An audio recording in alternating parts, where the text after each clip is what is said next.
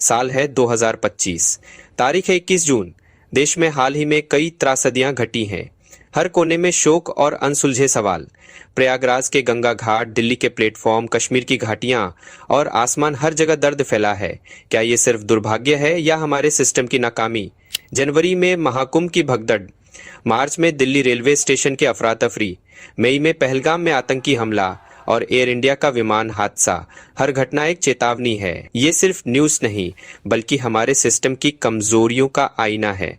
हमें इन घटनाओं को जोड़कर देखना होगा, समझना होगा कि ये सिर्फ आंकड़े नहीं, अधूरी कहानियां हैं। मकसद डर नहीं, जागरूकता और जवाबदेही है, सरकार, प्रशासन और खुद से। सवाल बहुत हैं, जवाब आसान नहीं, लेकिन इनकी तलाश अभी शुरू करनी होगी। साल की शुरुआत प्रयागराज के महाकुंभ मेले की भगदड़ से हुई। सैकड़ों श्रद्धालु भीड़ में दबकर मारे गए, रिपोर्टों ने बताया। व्यवस्थाएं नाकाफी थीं, भीड़ का अनुमान गलत और पुलिस असहाय। 2 महीने बाद दिल्ली रेलवे स्टेशन पर होली के मौके पर प्लेटफॉर्म बदलने से मची भगदड़ में 50 से ज्यादा लोग मारे गए। प्रवासी मजदूर और स्टूडेंट जो घर लौट रहे थे कभी वापस नहीं आए। दोनों घटनाएं हमारे पब्लिक इंफ्रास्ट्रक्चर और भीड़ प्रबंधन की नाकामी की मिसाल हैं। आखिरी वक्त पर फैसले, कमजोर व्यवस्थाएं और लापरवाही हर बार आम नागरिक की जान पर भारी पड़ी। ये हादसे अलग नहीं, एक ही कहानी के हिस्से हैं, जहां सिस्टम बार बार फेल होता है। एक पल की चूक, जिंदगी भर का गम।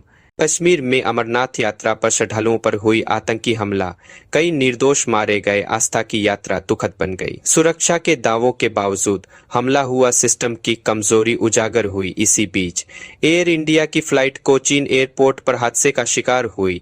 241 मारे गए, साथ ही 29 से ज्यादा लोग भी मारे गए जो मेडिकल कॉलेज हॉस्टल में थे।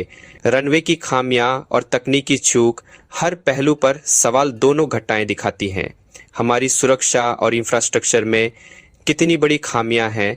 ये हादसे सिर्फ आंकड़े नहीं, परिवारों की अधूरी कहानियां हैं।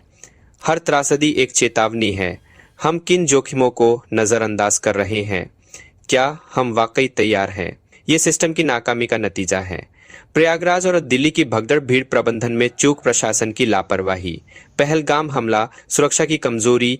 एयर इंडिया हादसा, तकनीक की और इंफ्रास्ट्रक्चर की कमजोरी। ये हादसे टल सकते थे अगर सिस्टम मजबूत होता। हर आंकड़े के पीछे एक इंसानी कहानी है, एक परिवार, एक सपना। ये त्रासदियां प्राकृतिक नहीं, इंसानी लापरवाही का नतीजा है। जिम्मेदारी से भागना आसान है, लेकिन बदलाव के लिए सच्चाई स्वीकारनी होगी।